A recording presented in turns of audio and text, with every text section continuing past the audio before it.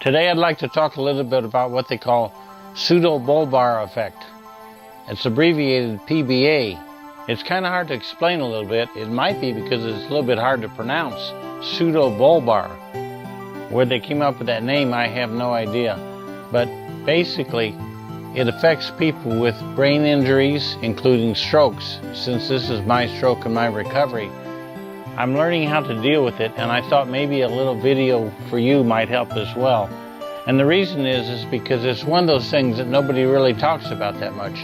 I know when I was in the hospital and when I was in the rehab facility, every once in a while it might be mentioned, but nobody really explained it much. And I think I can understand why, because it's not exactly easy to understand. There's a lot of studies about it. Now, I want you to know I'm not a doctor, I'm not a psychologist, nothing like that, so I don't really even fully understand it, but I experience it, and I know it's a little bit difficult to deal with, so I thought I'd just talk about it a little bit, and if you're dealing with this, maybe it'll help. But it's called Pseudobulbar, and basically what it means is inappropriate, involuntary crying or laughing. Now, it affects us, and it takes a while to kind of understand it. Now, the little bit of research I did on it says that it's inappropriate and uncontrollable. Now, I'd have to agree with that to an extent. It's not always inappropriate. Sometimes it's appropriate, maybe the laughing or the crying. It has something to do with what you're doing, what's going on, but it's usually excessive. And the same thing about, well, either the crying or the laughing. In other words, there might be something that's kind of sad, and if I end up crying, I probably would cry where somebody else might have a tear come to their eye. I'm probably actually going to cry for a while. But more often than not, mine is affected with laughter. There's a lot of things that somebody might chuckle about. Well, I'll probably chuckle and chuckle and chuckle, and it's just kind of continuous. It's I wouldn't say it's uncontrollable, but it's difficult to control. When it happens, it's like a trigger. Something triggers it and it starts. Sometimes I can feel it coming on, and other times I can't. It just happens. But when it does happen, it does take me a while to get it under control. But I know the first time it happened to me, I was actually in the hospital. It's probably the second or third day I had a stroke. And the physical therapist was trying to help me walk down the hallway. Of course, at that time I had to use a walker, and it just kind of overwhelmed me at a time there where I was trying to struggle with the fact that I couldn't walk. And that is kind of a difficult thing when you've been walking all your life. But most of the time I can kind of feel it coming on, and I try and hide it. Now, if you're like me, it makes you very socially uncomfortable, because you don't want to see, especially like me, you don't want to see a grown man cry. Or if I'm laughing, the laughter just kind of goes on and on. There's a couple things about mine that are kind of interesting. One time the laughter happened, my wife and I were in the grocery store, and I don't remember exactly what was going on now, but something to do with a jar of pickles. And it was funny for me, and I just started laughing. Well, just before that, we'd stopped at the Starbucks that's in the grocery store.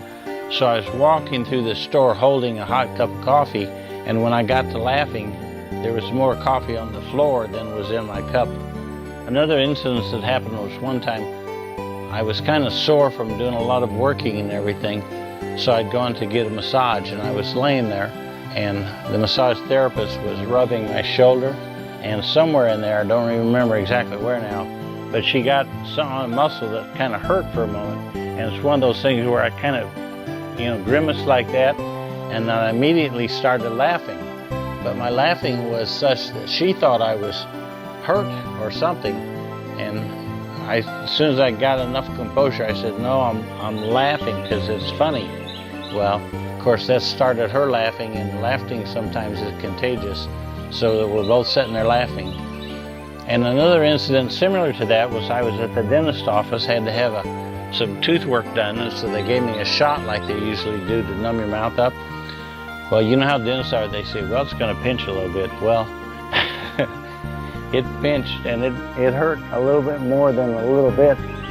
So I'm sitting there laying down with my mouth open, and she's got this needle stuck in my jaw, and I'm laughing.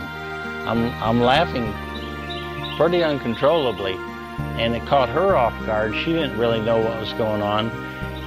Another situation that happens to me with laughter is my grandkids. They're a lot of fun, they really are. And sometimes they do some pretty goofy things. Well, I end up laughing, and laughing pretty hard and pretty long. Now, it used to be, grandkids always make you laugh and do funny things, but this is a pretty strong laughter.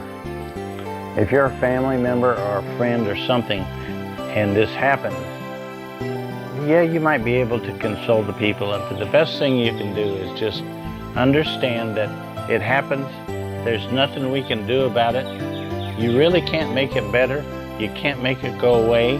So if you're a stroke survivor and you're having to deal with Pseudobulbar, at least it's got a name now, you know what it is. You're not alone. In my stroke recovery, I'm a year and a month now. Is it getting any better? It's kind of hard to say. At times I think it is. I think I can predict it coming on a little bit more, and I'm getting better at trying to hide it and cover it up because it just makes you socially uncomfortable. I'm getting better at trying to avoid situations when I can feel it coming on, but the effect of it is it's not getting any better at any time now yet. Sure. So in your stroke recovery, if you're quite aware that you have Pseudobulbar, or you didn't even know you had it, but now you do, well, rest assured you're not alone. There's others out here, and we're all going through it too.